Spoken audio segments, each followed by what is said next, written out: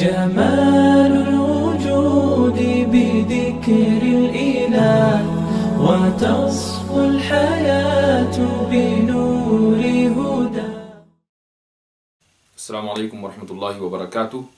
میں یاسر ندیم الواجدی آپ کی خدمت میں سرجیکل اسٹرائک کا ایک خاص ایپیسوڈ لے کر حاضر ہوں. طارق فتح. جی ہاں، طارق فتح ایک ایسے موقع پرست اور اپرچونٹسٹ انسان کا نام ہے جس کی زندگی کے دو مقصد ہیں، شہرت اور پیسہ. یہ الگ بات ہے کہ 1949 میں جب وہ پیدا ہوا اس کے بعد سے ہی اس نے اپنی زندگی میں ان دو مقصدوں کو حاصل کرنے کے لیے بڑا اسٹرگل کیا ہے. اصول بدلتا رہا، پارٹی بدلتا رہا، چوغے بدلتا رہا، مسلک بدلتا رہا، لیکن اس کو کامیابی اس وقت ملی جب اس نے مذہب بدلنا شروع کیا.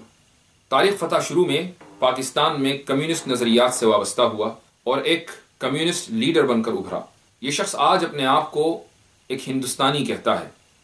ہمارا اس سے سب سے پہلا سوال یہ ہے کہ اگر واقعی وہ ہندوستان کا اتنا بڑا بھگت ہے اور اتنا بڑا انڈین نیشنلسٹ ہے تو آخر اس کو انڈیا کی یاد اس وقت کیوں نہیں آئی جب 60s اور 70s میں انڈیا کی پالیسی پرو کمیونزم ہوا کرتی تھی. اس کے لیے انڈیا مائیگریٹ کرنا بڑا آسان تھا، لیکن اس نے ایسا نہیں کیا.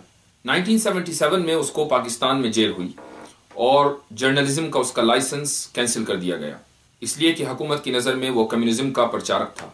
اپنا دفاع کرنے کے لیے اس نے پاکستان قومی اتحاد تحریک کی رکنیت حاصل کی، اور آپ کو حیرت ہوگی کہ اس تحریک کے بانی مولانا ابوالعلا مودودی ہیں جو پاکستان میں الٹرا رائٹ ونگ کے چہرے کے طور پر نمایاں حیثیت رکھتے ہیں. حکومت کو اس نے یہ باور کرانے کی کوشش کی کہ وہ کمیونسٹ نہیں ہیں بلکہ وہ مولانا ابوالعلا مودودی کی جماعت کا کارکن ہے. یہاں سے اس کے لیے سعودی عرب کے دروازے کھلے اور وہ وہابی کہ جن کو یہ شخص آج دن رات دہشت گرد کہتے نہیں تھکتا، یہ ان کے ملک یعنی سعودی عرب پہنچ گیا.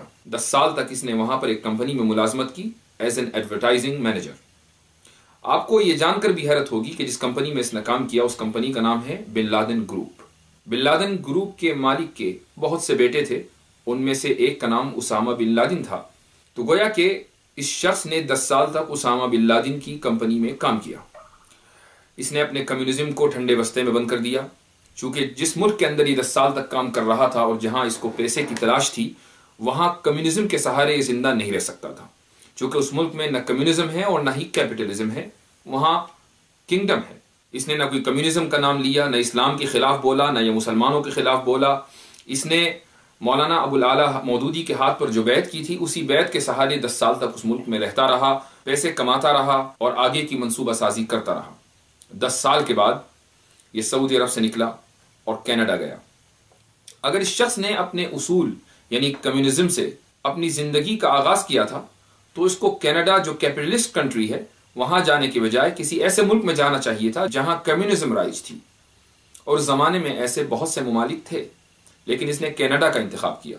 یہ شخص کینیڈا پہنچا، وہاں جا کر اس نے کینیڈا کی نیشنلٹی لی اور اس کے بعد اس کو پھر کمیونزم یاد آیا اور اس نے کینیڈا کی NDP پارٹی یعنی سوشلسٹ پارٹی جوائن کی. وہاں اس کی دال نہیں گلی تو اس نے لبرل پارٹی جوائن کی جو کہ کمیونزم کے بالکل اپوزٹ ہے، سوشلزم کے بالکل اپوزٹ ہے. اور 95 میں اس پارٹی کے ٹکٹ سے اس نے الیکشن بھی لڑا اور بری طرح ہارا. 1949 سے شروع ہوا یہ سفر 95 تک اسٹرگل کی داستان ہے، جس میں اس کو جیل بھی ہوئی، جس میں اس کو کبھی پیسہ ملا، کہیں شہرت ملی، کہیں اس کو پریشانی آئی، کہیں نصیب جاگا تو کہیں مقدر نے دھوکہ دیا. اور پھر اچانک ایسا ہوا کہ 9/11 کے واقعے نے پوری دنیا کو ہلا کر رکھ دیا اور اس نے سوچا کہ مسلک بھی بدل لیا، اصول بھی بدل لیے، پارٹی بھی بدل لیے، چوغا بھی بدل لیا، صرف ایک چیز رہ گئی ہے اور وہ ہے مذہب بدلنا. اور اس نے 9/11 کے بعد مذہب بدلا اور اسلام پر حملے کرنے شروع کر دیے. یہاں سے سکھ مائنڈڈ لوگ جو کینیڈا میں تھے یا دنیا بھر میں جو پھیلے ہوئے تھے اس نے ان کو اپنی طرف متوجہ کیا.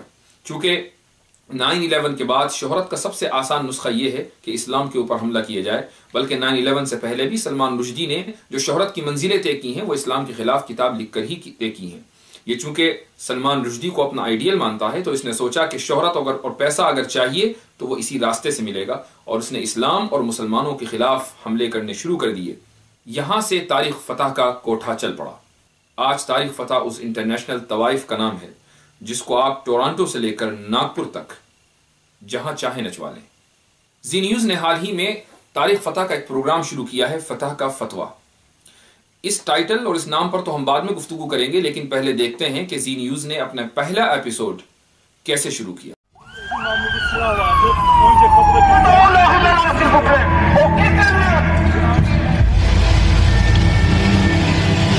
D-Day celebrations were coming to a close when the driver of this white truck suddenly accelerated at high speed.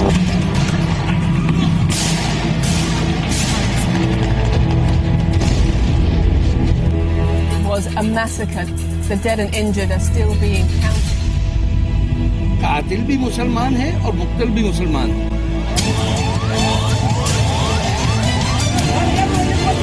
ان کو پکڑ کے اتنی براتناک سزا دیں کہ تمہارا کسی ماں کی گود یہ نہ ہو جا رہے۔ یہ امیجز دکھلا کر زی نیوز نے جس طریقے سے اپنا پروگرام شروع کیا ہے، ہم چاہتے تو ہم بھی بہت سی امیجز دکھلا سکتے تھے۔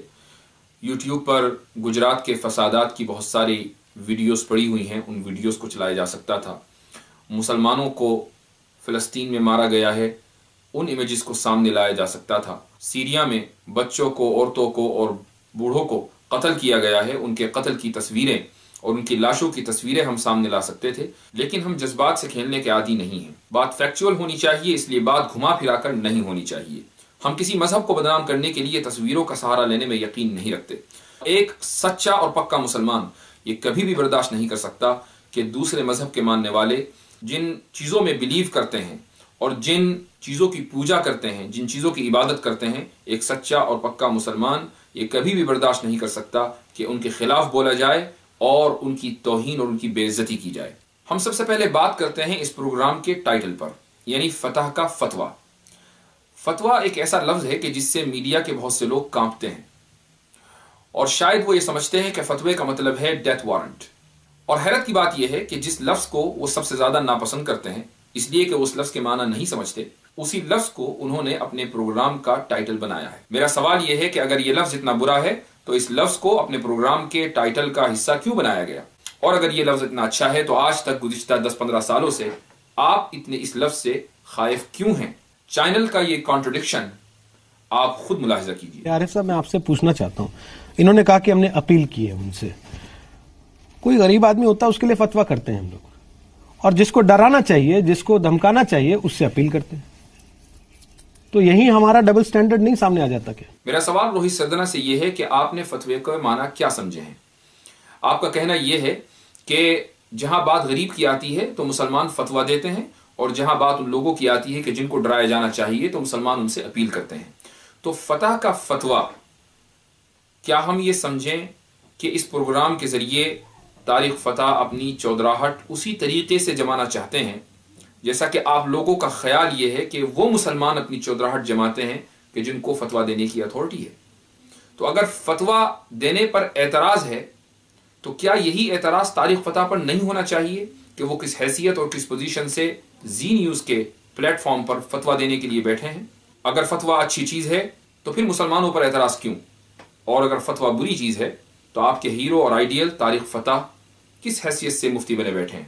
فتویٰ فیصلہ نہیں ہوتا، لیکن فیصلے تو چل رہے ہیں سر۔ وہ آپ کا ہندوستانی تھا، سلمان رشدی، وہ پوری دنیا میں بھاگے۔ تو گویا کہ طارق فتح کے نزدیک بھی فتوے کے معنی ہیں فیصلہ۔ تو ہم طارق فتح سے پوچھنا چاہیں گے کہ آخر آپ کون سا فیصلہ کرنے کے لیے بیٹھے ہیں، اور آپ اس فیصلے کو کس طریقے سے مسلمانوں پر اور ہندوستان کے امن پسند شہریوں کے اوپر تھوپنا چاہتے ہیں؟ اب آپ طارق فتح کی ذہنی قلبازیاں ملاحظہ فرمائیے۔ عارف بھائی ایک ماری سن لیں جی، روس کے امبیسڈر کو جس ترک نے مارا پیچھے سے اور اللہ اکبر کہا، اس کی تو لوگ پوسٹر بنا کے اس کی تو سیلیبریٹ کر رہے ہیں کلنگ، اور کہا کہ ایک روسی نہیں ہے، لاکھوں ماریں گے ہم۔ اب سوچئے یہ کہ بالکل جس طرح سلمان تاثیر کہ باڈی گارڈ نے اسے مارا، اب آپ سوچئے کون مسلم ملکوں میں آئے گا فورن وزٹر جس کو یہ پتا ہے کہ جو باڈی گارڈ ہی وہی مار دے؟ ہاں، لیکن اور جس پہ ذمہ داری ہے پروٹیکشن کی، اس نے قتل کر کے پھر خود مرا، اور ترکوں نے الزام لگا دیا گولن پہ، وہ جو بیچارہ پینسلوینیا میں بیٹھے ہوئے۔ آپ بتائیے، آپ تو یونیورسٹی میں پڑھاتے ہیں، یعنی نہ صرف ٹریڈیشنل انداز میں اسکالر ہیں بلکہ جو کنونشنل یونیورسٹی کے اندر ہیں، یہ کیوں ایسا ہو رہا ہے کہ ہندوستان میں بھی انڈین مجاہدین کے لوگ بھرتی ہو رہے ہیں, کیرلا سے کتنے لوگ گئے ہیں, اور وہاں جا کے جو ہم ہندوستانی اور پاکستانی اور بنگلہ دیشی مجاہدوں کا کوٹ اینڈ کوٹ حشر دیکھ رہے ہیں کہ وہ صرف ٹوائلٹ صاف کر رہے ہیں, ان کو تو بندوق کی بھی اجازت نہیں مل رہی, اس کے باوجود لوگ جا رہے ہیں جنگ لڑنے کے لیے. کچھ دن پہلے ٹرکی میں روسی ایمبیسڈر کو ایک ٹرکش پولیس آفیسر نے قتل کر دیا. ٹرکش پولیس نے آن دی اسپاٹ اس آفیسر کو گولی مار دی, اور بعد میں ٹرکش گورنمنٹ نے یہ ڈکلیئر کیا کہ وہ آفیسر فتح اللہ گولن موومنٹ سے تعلق رکھتا تھا. ٹرکی نے گزشتہ سال فتح اللہ گولن موومنٹ کو ایک دہشت گرد تنظیم قرار دیا ہے, لیکن طارق فتح کو یہ برداشت اس لیے نہیں ہے کہ گولنسٹ یا فتح اللہ گولن جو امریکہ میں رہتا ہے وہ دراصل طارق فتح کا ایک آئیڈیل ہے. جس طریقے سے سلمان رشدی آئیڈیل ہے, ایسے ہی فتح اللہ گولن بھی آئیڈیل ہے, اور اس میں کوئی بڑی بات نہیں ہے, چونکہ طارق فتح جیسا انسان جہاں اس کا مفاد وابستہ ہو تو وہ دہشت گردوں کو بھی اپنا آئیڈیل بنا لیتا ہے. تاریخ میں سب سے پہلے اسلامی سفیر کو پرشین گورنمنٹ نے قتل کیا تھا نبی کریم صلی اللہ علیہ وسلم کے زمانے میں. طارق فتح, کیا آپ کو یہ معلوم ہے؟ اور اگر آپ کو یہ معلوم ہے, کیا آپ اس کی مذمت کرتے ہیں یا کبھی اپنے کسی پروگرام میں آپ نے اس کی مذمت کی ہے؟ ایمبیسڈر کے خلاف دنیا میں سب سے پہلا جو وائلیشن ہوا تھا وہ پرشینز نے کیا تھا. اور زیادہ دور کیوں جاتے ہیں, انڈیا کی فرسٹ گورنمنٹ ان ایگزائل جس کے فرسٹ پریزیڈنٹ راجا مہندر پرتاپ تھے اور جس کے فرسٹ پرائم منسٹر مولوی برکت اللہ تھے, جب اس نے اپنا ڈیلیگیشن اور اپنے ایمبیسڈرز جاپان بھیجے اور ٹرکی بھیجے تو راستے میں ان سفیروں کو برٹش گورنمنٹ کی فوجیوں نے گرفتار کیا اور ان میں سے کچھ لوگوں کو موت کے گھاٹ اتار دیا. آپ ان کو کنڈیم اس لیے نہیں کریں گے چونکہ آپ کینیڈین پاسپورٹ ہولڈر ہیں. آپ نے نیشنلٹی لیتے ہوئے برٹش کوئین کی وفاداری کی قسم کھائی ہے, جس کوئین کی حکومت نے ایک زمانے میں ہندوستان کی گورنمنٹ کے سفیروں کو قتل کیا تھا. آپ ان کو کبھی کنڈیم نہیں کر سکتے. کیوں؟ اس لیے کہ یہاں آپ کا مفاد ٹکراتا ہے. رشین ایمبیسڈر کے قتل کے بعد رشیا اور ٹرکی کے تعلقات میں کوئی فرق نہیں آیا, چونکہ رشیا بھی جانتا تھا کہ یہ ایک دہشت گردی کا واقعہ ہے. دہشت گرد کو موقع پر گولی مار دی گئی, اس کو کیفر کردار تک پہنچا دیا گیا. لیکن اگر پرابلم کسی کو ہو رہی ہے دنیا میں تو وہ ایک لوتی طارق فتح کی شخصیت ہے, اور اس کی وجہ یہ ہے کہ یہ واقعہ افسوس ہے کہ ایک مسلم ملک میں پیش آیا ہے, اور اسلام پر اعتراض کرنے کے لیے طارق فتح کو اتنی بات کافی ہے. فقہ میں کہا جاتا ہے کہ فقہ میں اس کو اوپینین ہی کہا گیا ہے, لیکن ہماری بدقسمتی ہے کہ جن لوگوں کو یہ صفائی دینی چاہیے تھی کہ فتویٰ اوپینین ہے, انہوں نے اس کو اتھارٹی کے ساتھ مکس اپ کر دیا اور اس غلط فہمی کو پنپنے دیا کہ گویا یہ کوئی فیصلہ ہے. اس پروگرام میں یوں تو طارق فتح اور روہت سردھنا کے علاوہ 4 مسلمان شخصیتیں تھیں, اور شاید ان لوگوں کو اس لیے بلایا گیا تھا کہ وہ طارق فتح کے سوالوں کا جواب دیں. لیکن میرے نظر میں طارق فتح کے سوالوں کا جواب دینے کے لیے 4 نہیں بلکہ 3 لوگ تھے, چونکہ عارف محمد خان کم و بیش تقریباً وہی ذہن رکھتے ہیں جو طارق فتح کا ہے, بس اتنا فرق ہے کہ وہ اپنے آپ کو انٹلیکچوئل دکھاتے ہیں, اور طارق فتح خوف کی سیاست کرنے کے لیے ہندوستان آئے ہیں. عارف محمد خان نے یہ بات کہی کہ فتوے کو مسلمانوں نے فیصلہ بنا کر پیش کیا ہے. اس موقع پر میں یہ بات کلیئر کرنا چاہوں گا کہ فتوے کے معنی اوپینین کے بھی آتے ہیں اور فیصلے کے بھی آتے ہیں. جہاں مسلمانوں کے پاس طاقت ہے, اقتدار ہے, یعنی جن ممالک میں مسلمانوں کی حکومت ہے, وہاں اگر وہ مفتی جس کی پوزیشن کا اعتراف خود حکومت کرتی ہو, اگر ایسا مفتی فتویٰ دے تو اس فتوے کو فیصلہ کہا جاتا ہے. اور ان ممالک میں جہاں مسلمانوں کی حکومت نہیں ہے یا وہ ممالک سیکولر اسٹیٹ ہیں, اگر مفتی کوئی فتویٰ دیتا ہے تو اس فتوے کو اوپینین کہا جاتا ہے. فتوے کو فیصلہ بھی کہا جاتا ہے, اوپینین بھی کہا جاتا ہے, رائے بھی کہا جاتا ہے. یہ ڈیپینڈ کرتا ہے کہ وہ فتویٰ کہاں اور کس ماحول میں اور کن لوگوں کو دیا جا رہا ہے. جب بھی جہاد کا ذکر ہوا مسلمانوں کے بیچ میں پبلکلی, تو یہی بات جو آپ نے کہی وہی آتی ہے, لیکن یہ بات کوئی ایکسپٹ کرنے کو تیار نہیں ہے کہ ہمارے یہاں بڑے کلیئرلی جہاد کبیر اور جہاد صغیر ہے. ایک جہاد جو ہے جو اسلام میں بڑا سمجھا جاتا ہے وہ اپنے خلاف ہے, اپنے آپ کو کھا جاؤ, اپنی ایگو پی جاؤ, اور جو چھوٹا ہے اس کو ہمیں پابندی لگانی چاہیے. بالکل یہ بات حقیقت ہے کہ جہاد 2 طرح کے ہیں, ایک جہاد اکبر ہے اور ایک جہاد اصغر ہے. اپنے نفس کے خلاف جہاد کرنا جہاد اکبر ہے, اور دشمن کے خلاف, ظالم کے خلاف جہاد کرنا جہاد اصغر ہے. لیکن یہ بڑی عجیب بات طارق فتح نے کہی کہ جہاد اکبر کو باقی رکھ کر جہاد اصغر پر پابندی لگا دینی چاہیے. یوں تو اگر ہم کوئی بھی بات کہیں گے تو وہ طارق فتح جیسے شخص کو تسلیم نہیں ہوگی, اس لیے کہ مقصد ان کا خوف کی سیاست کرنا ہے, مسلمان اور ہندوؤں کو ڈیوائیڈ کرنا ہے. اور مجھے بڑا افسوس ہے, افسوس کے ساتھ یہ کہنا پڑتا ہے کہ ہندوؤں کی ایک بہت بڑی تعداد جو تاریخ فتح کے جھانسے میں آ گئی اور محض اس لیے کہ یہ شخص مسلمانوں کے خلاف بول رہا ہے، اسلام کے خلاف بول رہا ہے، میڈیا نے بھی اس کو اٹھایا اور بہت سے ہندوؤں نے بھی اس کو پسند کرنا شروع کر دیا۔ اس لیے یہ جو بات میں کہنے جا رہا ہوں اس کا تعلق تاریخ فتح سے نہیں ہے، یعنی یہ جواب تاریخ فتح کو نہیں ہے، بلکہ وہ عام لوگ جنہوں نے یہ ایپیسوڈ دیکھا ہے اور وہ جواب جاننا چاہتے ہیں ان کے لیے جواب حاضر ہے۔ سب سے پہلے ہم یہ سمجھ لیں کہ اسلام میں گوریلا وار نہیں ہے۔ ہاں، جنگ کا تصور اسلام میں ضرور ہے، لیکن یہ جنگ بھی بہت سسٹمیٹک ہے، اور یہ جنگ ہر کوئی شخص یا کوئی تنظیم یا کوئی گروہ، کوئی جماعت، کوئی آرگنائزیشن ویسے ہی نہیں شروع کر سکتی، بلکہ یہ گورنمنٹ کی سرپرستی میں ہی اور کچھ شرائط اور قیود کے ساتھ شروع ہو سکتی ہے۔ اگر مسلمانوں کے لیے کوئی ملک، کوئی دشمن یا تو امیڈیٹ تھریٹ ہو یا فیوچر تھریٹ ہو، تو جس طریقے سے کسی بھی ملک کو اپنی آزادی اور اپنی فریڈم باقی رکھنے کے لیے دوسرے ملک پر حملہ کرنے کی اجازت ہوتی ہے، اسی طریقے سے ایک مسلم ملک کو بھی اپنے سروائیول کے لیے اور اپنی آزادی اور اپنے فریڈم کو بچانے کے لیے دوسرے ملک کے اوپر حملہ کرنے کی اجازت ہوتی ہے۔ تو حکومت کی ماتحتی، سرپرستی اور اس کی اجازت کے بعد جو جنگ شروع کی جاتی ہے، دراصل اسی کو جہاد کہا جاتا ہے۔ اسی لیے ہندوستان کے مسلمانوں نے آج نہیں بلکہ 2008 میں دارالعلوم دیوبند نے ہندوستان کے مسلمانوں کی ترجمانی کرتے ہوئے دہشت گردی کے خلاف فتویٰ دیا تھا، لیکن روہت سردنا یا زی نیوز کو شاید وہ فتویٰ یاد نہ ہو۔ اس لیے میں زی نیوز اور دیگر میڈیا آؤٹلیٹ سے یہ کہنا چاہوں گا کہ وہ اپنے ریکارڈ کنگھالیں اور دیکھیں کہ 2008 میں آپ کے کیمرامین دیوبند میں موجود تھے اور دارالعلوم دیوبند کے اس فتوے کو پوری دنیا کی میڈیا نے شائع کیا تھا، اور اس فتوے کے ذریعے ہندوستان کے مسلمانوں کی طرف سے ایک زبردست پیغام پوری دنیا میں گیا تھا۔ اس لیے جہاد ایک حقیقت ہے، لیکن گوریلا وار کو جہاد نہیں کہا جا سکتا۔ بچوں کو ڈھنگ سے نہیں بتائی گئی ہیں چیزیں، جو باتیں یہاں بیٹھ کے آج بتا رہے ہیں ان میں سے کتنے نئی پیڑھی کے لوگوں کو یہ پتا ہے کہ جہاد کا ایک مطلب یہ بھی ہوتا ہے۔ پہلی بات یہ بھی ہوتا ہے، یہی ہوتا ہے تو بالکل نہیں ہے، یہ بھی ہوتا ہے تک نہیں پتا۔ مسلمانوں کی نئی پیڑھی کو یہ اچھی طرح پتا ہے کہ جہاد کا کیا مطلب ہوتا ہے۔ روہت سردنا کو میں بتانا چاہوں گا کہ جہاد کا وہ مطلب جو آپ نے سمجھا ہے، یعنی گوریلا وار کی جو دہشت گرد تنظیمیں امن پسند لوگوں کے خلاف جنگ کا جن تنظیموں نے اعلان کیا ہوا ہے، اس کو جہاد صرف ان لوگوں نے سمجھا ہے جو آپ کے میڈیا چینلز اور ان کی رپورٹوں کے اوپر ریلائے کرتے ہیں۔ جو مذہبی ٹیکسٹ قرآن اور حدیث کے اوپر ریلائے کرتے ہیں وہ ان کو جہاد نہیں سمجھتے۔ مسلمانوں کی پیڑھی، مسلمانوں کی نئی جنریشن، مسلمانوں کے نوجوان بچے اور بچیاں اچھی طرح جانتے ہیں کہ جہاد کس کو کہتے ہیں اور جہاد کی کیا ڈیفینیشن ہے، اور وہ بالکل بھی کسی بھی طرح کے کنفیوژن کا شکار نہیں ہے۔ اس لیے یہ ذمہ داری مسلمانوں نے بخوبی انجام دی ہے۔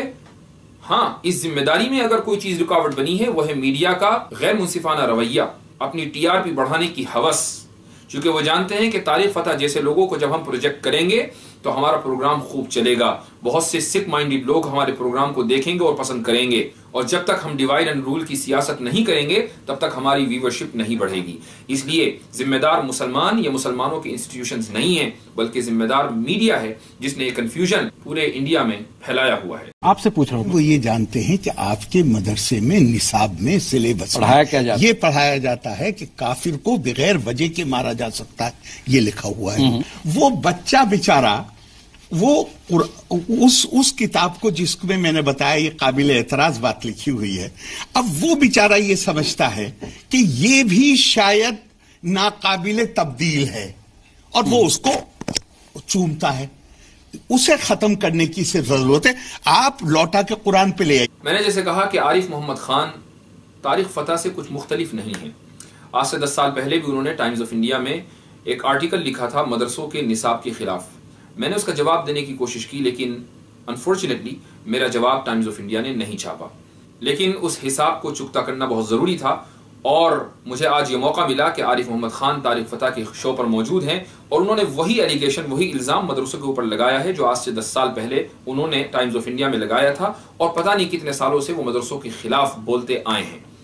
میں ان سے پوچھتا ہوں کہ وہ کون سی کتاب ہے جس میں لکھا ہوا ہے کہ آپ کسی بھی کافر کو چلتے پھرتے ویسے ہی قتل کر سکتے ہیں، اور اگر آپ قتل کریں گے تو آپ کو ثواب ملے گا؟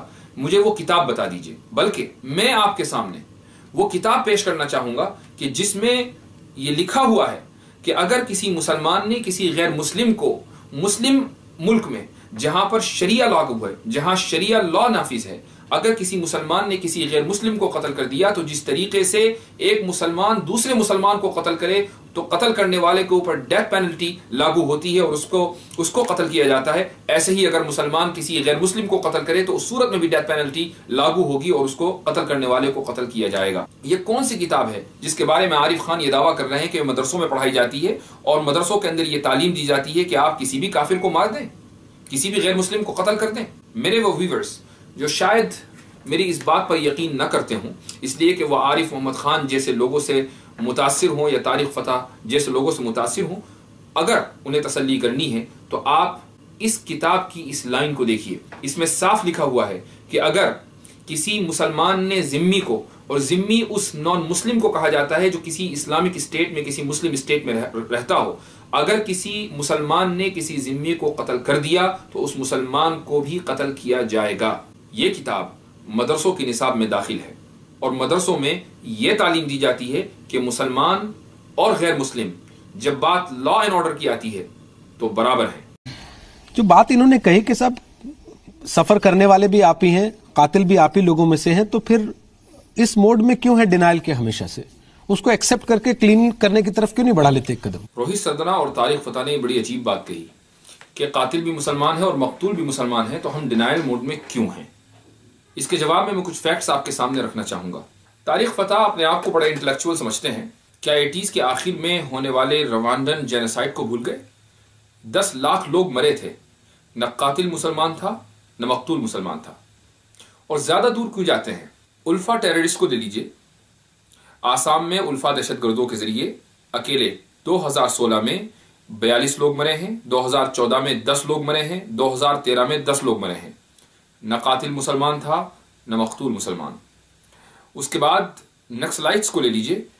انڈین ایکسپریس کی رپورٹ کے مطابق نکسلائٹس نے گزشتہ 20 سالوں میں 12,000 لوگوں کو مارا ہے۔ نہ قاتل مسلمان ہے اور نہ مقتول مسلمان ہے۔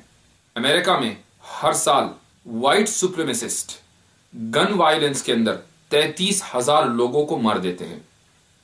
مقتول مختلف مذہبوں سے تعلق رکھتے ہیں، ان میں کچھ سکھ بھی ہوتے ہیں، مسلمان بھی ہوتے ہیں، کرسچنز بھی ہوتے ہیں، جوز بھی ہوتے ہیں، لیکن قاتل ہمیشہ وائٹ سپریمیسسٹ ہوتا ہے۔ اس لیے میں media outlets Rohit Sardana, Tariq Fateh اور ان جیسے سکھ مائنڈڈ لوگوں سے یہ کہنا چاہوں گا کہ آپ بھولے بھالے لوگوں کو گمراہ کرنا چھوڑیے۔ اگر آپ کو فیکچول بنیادوں پر بحث کرنی ہے تو آپ ان لوگوں سے بحث کیجئے جن کے پاس ڈیٹا ہے، جن کے پاس فیکٹس ہیں۔ آج دنیا کے اندر جتنی بھی تباہی، فساد، جنگیں ہو رہی ہیں، مسلمانوں پر اس کی ذمہ داری مت تھوپیے۔ ایک کتاب ہے the life of the prophet, سیرت النبی، ابن ہشام کی، 1500 پیج کی ہے، جس کو کوئی غلط نہیں مانتا۔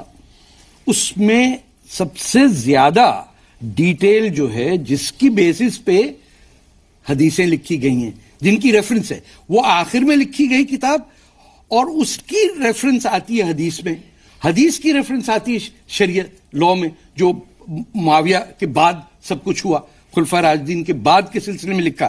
اب یہ ہم نے ریورس کرتے ہوئے پہلے ہم نے قانون، اس کا پھر ریفرنس حدیث کہاں سے آئی، اس کا سیرت النبی سے لے لیا۔ تو اب سیرت النبی کے 1500 پیجز کے اندر جو لکھا ہوا ہے وہ کون کہے گا کہ غلط ہے؟ وہاں سے حدیثوں کی کتابیں، بالکل میں وہی کہہ رہا ہوں۔ ایسی منطق ہم نے آج تک نہیں سنی۔ عارف محمد خان تو اپنے آپ کو انٹلیکچوئل پوز کرتے ہیں اور بعض مرتبہ انٹلیکچوئلز کی طرح لکھ بھی دیتے ہیں، لیکن طارق فتح اور عارف خان جیسے لوگ جن کو اسلام کی بنیادی معلومات نہیں ہیں، یہ وہ بیسک فیکٹس ہیں جو اسلام پڑھنے والے کسی بھی طالب علم کو پہلے دوسرے دن پتہ چل جاتے ہیں۔ جن لوگوں کو اتنی بیسک نالج نہ ہو ان کو بلا کر اسلام کے خلاف بلوایا جا رہا ہے اور اسلام کے اوپر ڈیبیٹ کروائی جا رہی ہے۔ اس جہالت کا صرف وہی لوگ جواب دے سکتے ہیں جو جہالت پسند کرتے ہیں۔ ہم ان لوگوں میں سے نہیں ہیں، اس لیے ہم آگے بڑھتے ہیں۔ انہوں نے ایک بات بہت اچھی کہی، اب عارف صاحب نے بھی، کافر کا ایک معاملہ تھا، کیا ہندوستان کے اندر رہنے والا جو ہندو ہے کیا وہ کافر ہے؟ لوگ غزوہ ہند کے تحت تو ہے۔ دیکھیے کافر کے معنی پہلی بات تو لوگوں کو معلوم نہیں۔ اب میں کہتا ہوں کہ جو ہندو ہے، جو ایکم برہمم دتیم ناستی کی بات کرتا ہے، وہ کیسے ہو سکتا ہے وہ انکار کرنے والا؟ وہ ایک خدا کو مانتا ہے. وہ دیکھیے لوگ، آپ بہت سے غیر مسلم بھائی ہم سے 2-3 چیزیں سوال کرتے ہیں. ایک تو کہتے ہیں کہ امام صاحب جب آپ مکہ جاتے ہیں، آپ مکہ گئے ہوں گے، حرم شریف کے اندر شیو جی کو بند کر رکھا ہے، قید کر رکھا ہے. ایک سوال آتا ہے کافر کا. کہتے کہ کافر اور جہاد کا ایک بہت بڑا وشے چل رہا ہے، اس کو بالکل خلاصہ کرنا چاہیے. ہمارے اس پروگرام سے بہت سارے غیر مسلم بھائی دیکھ رہے ہیں، وہ سمجھتے ہیں کہ کافر کا معنی ہم کو کہہ دیا گیا کہ کاٹ دو اور مار دو. ہندو کافر نہیں ہو سکتا. پھر کون ہے کافر؟ کافر وہ ہے جو ناستک.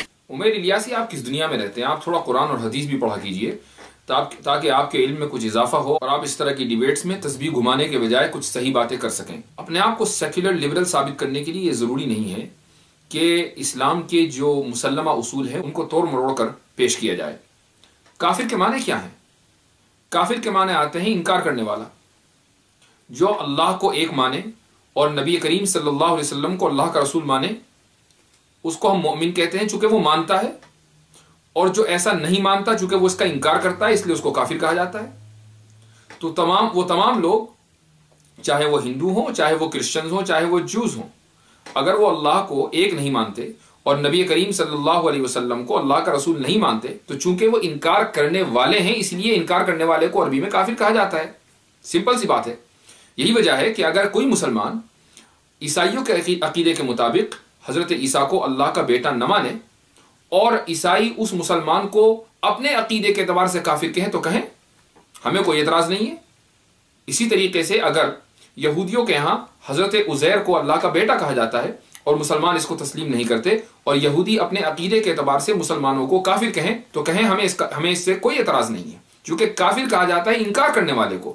تو جو ہمارے عقیدے کا انکار کرے گا ہم اس کو کافر کہیں گے، اور ہم اگر دوسرے کے عقیدے کا انکار کرتے ہیں تو وہ ہمیں کافر کہیں، کیونکہ کافر کے معنی انکار کرنے والے کے آتے ہیں. نہیں، یہ نہیں ہو سکتا. غزوہ ہند باقاعدہ حدیث ہے. وہ الگ غزوہ ہند الگ ہے، آپ اس کو مت جوڑیں پلیز، اس کو مت جوڑیں. دیکھیے طارق فتح نے اس شو میں اور اس سے پہلے بھی بہت سے شوز میں غزوہ ہند کے بارے میں ذکر کیا ہے، اور افسوس کی بات یہ ہے کہ اس پینل میں کسی بھی پینلسٹ نے غزوہ ہند کے بارے میں کوئی کلیریفیکیشن نہیں دی، بلکہ بات گول مول کر کے آگے بڑھ گئے. گویا کہ کہیں ایسا لگ رہا ہے ویورز کو کہ کہیں کوئی بات چھپائی جا رہی ہے. حالانکہ حقیقت یہ ہے کہ نبی کریم صلی اللہ علیہ وسلم نے قیامت قائم ہونے سے پہلے بہت سی ایسی نشانیوں کا تذکرہ کیا ہے کہ جب تک کہ وہ نشانیاں سامنے نہیں آئیں گی، جب تک کہ قیامت قائم نہیں ہوگی. اس زمانے میں جو بڑے بڑے ممالک، مشہور ممالک تھے، ان میں پرشیا تھا، رومن امپائرز تھے. اسی طریقے سے بھارت ہزاروں سال پرانا ملک ہے، تو اس کی ایک اہمیت ہے اور عربوں کو اس ملک کے بارے میں معلوم تھا. تو جہاں جہاں وہ بڑے بڑے واقعات اور جنگیں ہونے والی ہیں قیامت سے پہلے، نبی کریم صلی اللہ علیہ وسلم نے اس کی پیشن گوئی کی ہے. اس حدیث کو غزوہ ہند کہا جاتا ہے. اس حدیث میں کہیں یہ نہیں ہے کہ نبی کریم صلی اللہ علیہ وسلم مسلمانوں کو یہ کہہ رہے ہوں کہ بھئی غزوۃ الہند شروع کر دو اور ہندوؤں کو اور کافروں کو اور غیر مسلموں کو مارنا اور کاٹنا شروع کر دو. ایسا حدیث میں کہیں لکھا ہوا نہیں ہے، بلکہ اس حدیث کا مقصد صرف اتنا ہے کہ جس طریقے سے دنیا بھر میں بڑی بڑی جنگیں ہوئی ہیں، انڈیا میں بھی ہوگی.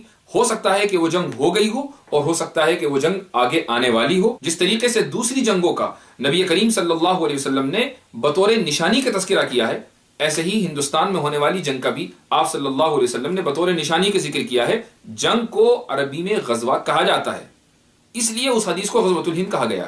نو یہ ہے طریقہ مسلمانوں کا بات کرنے کا. ہندوستان کا مسلمان، محمد صلی اللہ علیہ وسلم کا مسلمان، ہندوستان کا مسلمان. طارق فتح عمیر الیاسی کو یہ کہہ رہے ہیں کہ کیا یہ مسلمانوں کے بات کرنے کا طریقہ ہے؟ اور تعجب کی بات یہ کہ طارق فتح اپنے آپ کو مسلمان مانتے ہیں. وہ اپنے آپ کو ایتھسٹ نہیں مانتے، وہ اپنے آپ کو ملحد نہیں مانتے، وہ اپنے آپ کو کرسچن یا ہندو نہیں کہتے، بلکہ اپنے آپ کو ایک مسلمان مانتے ہیں اور خود یہ کہتے ہیں کہ میں اللہ کا اسلام مانتا ہوں، ملا کا اسلام نہیں مانتا. اب ایک ایسا مسلمان، طارق فتح جیسا مسلمان، کس طریقے سے سوالات کا جواب دیتا ہے آپ خود ملاحظہ کیجیے. نہیں سوال ختم کر لیجیے نا. یہ گیم میں ریٹوریکل کوسچن کی نہیں کھیلتا. میں بھی 66 سال کا. آپ بتا دیں میں کیا سوال پوچھوں. نا آپ پوچھیں، آپ سٹیٹمنٹ دے رہے ہیں. میں سٹیٹمنٹ نہیں دے رہا ہوں، آپ کہہ رہے ہیں کہ میں کہہ رہا ہوں آپ پہ الزام ہے. ارے الزام نہیں ہے، الزام کوسچن نہیں ہوتا ہے. میں ایکسپلین تو کرنے دیں مجھے. آپ کریں، سوال کریں. میں اتنا بدھی ہے کہ میں سمجھ جاؤں گا. آپ یہ طے کر رہے ہیں کہ میں سمجھ نہیں پاتا، میں کوئی کہیں سے بندر کی اولاد آ گیا ہوں میں، ابھی فلی ڈیولپڈ ہیومن بینگ نہیں ہوں، اور آپ نہیں کر آپ کریں کہ نہیں کروں کریں سوال آپ. میں آپ سے بات تو کروں، میں آپ کے ہر سوال کا جواب دے دوں، لیکن آپ تو اتنی انٹالرنس دکھا رہے ہیں ابھی کہ میں تو آپ سے بحث ہی نہیں کر پاتا. میں آپ کو شمس نام پہ پرابلم ہے لیکن ایلن اور مارک نام پہ کوئی پرابلم نہیں ہے. جو ایلن ہے وہ ہے. کیوں؟ میں آپ سے بتا، ایلن کون سا انڈین نام ہے بتائیے، مارک کون سا انڈین نام ہے بتائیے. کب ہندوستان کو تباہ کرنے کی بات کر رہا؟ تو شمس ہندوستان کو تباہ کرنے کی بات کر رہے ہیں لوگ. وہ پوری آرمی کا نام ہے، آرگومنٹ آپ دے رہے ہیں، اور جب آپ کو بتایا جاتا ہے تو آپ غصہ ہو جاتے ہیں. تھوڑا یہ جو شو ہے یہ تھوڑا ہلکے سے چلتا ہے. نہیں جس طرح کا جواب دیں گے. میں بھی پنجابی ہوں، ایسا بے وقوف نہیں ہوں کہ آپ کو یو پی کا ادب سکھاؤں گا. کیا ادب ورز نہیں کہوں گا میں. مجھے جو کہے گا کہ میں چور ہوں میں اس کو ثابت کر دوں گا. اسی کو کہتے ہیں کہ دوسروں کو نصیحت اور خود فضیحت. یعنی آپ دوسرے کو تو یہ کہہ رہے ہیں کہ آپ کس طرح کے مسلمان ہیں، کیا بات کرنے کا طریقہ یہ ہے، اور خود آپ کو بات کرنے کا طریقہ آتا نہیں. سر 452 آتم گھاتی روہت صاحب میں ایک بات جواب دے سکتا ہوں. ایک سیکنڈ. 452 آتم گھاتی حملے ہوئے پچھلے ایک سال میں، اس میں سے 450 ایسے لوگ تھے جو اسلام کا نام لے کے اللہ اکبر کا نعرہ لگا کے یا مسلمان تھے. سر وہ کون سے سیلف ڈیفنس میں کر رہے ہیں؟ روہت سردار دراصل جھوٹ بولنے کے عادی ہیں، اور بغیر ریسرچ کیے یا اپنے مرضی کی ریسرچ کر کے وہ شو میں آتے ہیں اور اسلام اور مسلمانوں پر اعتراض کرنا شروع کر دیتے ہیں. فیکچوئل بیسس پر اگر آپ کو بات کرنی ہے تو آئیے دیکھیے ہفنگٹن پوسٹ کیا کہتا ہے. ہفنگٹن پوسٹ کی رپورٹ کے مطابق 1980 سے لے کر 2005 تک، یہ ایف بی آئی کی رپورٹ ہے کہ 1980 سے لے کر 2005 تک جتنے ٹیررسٹ اٹیک یو ایس میں ہوئے ہیں اس میں سے 94% ٹیررسٹ اٹیکس نان مسلمز کے ذریعے ہوئے ہیں. یورپ میں 1980 سے لے کر 2005 تک جتنے ٹیررسٹ اٹیکس ہوئے ہیں ان میں صرف 2% مسلم ٹیررسٹ کے ذریعے ہوئے ہیں، جبکہ 98% نان مسلم ٹیررسٹ کے ذریعے ہوئے ہیں. 1970 سے لے کر اب تک ٹوٹل 140,000 ٹیرر اٹیکس ہوئے ہیں. اگر ان 140,000 ٹیرر اٹیکس میں سے ہر ایک واقعے میں مسلمانوں کو ذمہ دار ٹھہرایا جائے، اول تو یہ بنیادی طور پر غلط ہے، یہ حقیقت کے خلاف ہے. اگر مان بھی لیں for the sake of the argument کہ اس میں سے ہر واقعے کے اندر مسلمان بطور ٹیررسٹ شریک ہوئے ہیں، تب بھی یہ نمبر صرف 0.00009% مسلمانوں کو ریپریزنٹ کرتا ہے. آپ کس دنیا میں جیتے ہیں؟ آپ کون سے فیکٹس کی بات کرتے ہیں؟ یہ ہفنگٹن پوسٹ کی رپورٹ ہے اور یہ کسی مسلمان کا آرٹیکل نہیں ہے. آپ سرچ کریں گے آپ کو آسانی کے ساتھ مل جائے گا. یہ فیکٹس اور یہ ڈیٹا کوئی چھپا ہوا نہیں ہے، لیکن چونکہ آپ کے سامنے ایک ایجنڈا ہے اور اس ایجنڈے کو سامنے رکھ کر آپ فیکٹس اور ڈیٹا پیش کرتے ہیں اور پوری قوم کو، ہندوؤں کو اور مسلمانوں کو آپس میں لڑانے کی سازش پر عمل کرتے ہیں اور لوگ بے وقوف بن جاتے ہیں. آخر میں مسلم آرگنائزیشن خصوصاً جمعیت علماء ہند، جماعت اسلامی اور مسلم پرسنل لا بورڈ اور اس طریقے کی دیگر آرگنائزیشن سے اپیل کرنا چاہوں گا کہ فتویٰ چونکہ ایک اسلامی ٹرم ہے اور طارق فتح جیسے لوگ جو ہندوستان میں نقض امن اور دہشت پھیلانے کے لیے، مسلمانوں اور ہندوؤں کو ڈیوائیڈ کرنے کے لیے اور ملک میں فساد پھیلانے کے لیے کینیڈا سے آئے ہیں اور میڈیا جن کو پروموٹ کر رہا ہے اور ایک اسلامک ٹرم کو، فتوے جیسی صاف، شفاف اور واضح اور اسلامک ٹرم کو اس فسادی کے لیے استعمال کیا جا رہا ہے. میں مسلم آرگنائزیشن سے درخواست کروں گا کہ وہ اس کا نوٹس لیں اور اس کے خلاف قانونی کارروائی شروع کریں اور میڈیا کو اس بات کا پابند بنایا جائے کہ وہ اسلامی ٹرمز کو اپنے مفاد کے لیے استعمال نہ کریں. جمال الوجود بذكر الإله وتصفو الحياة بنور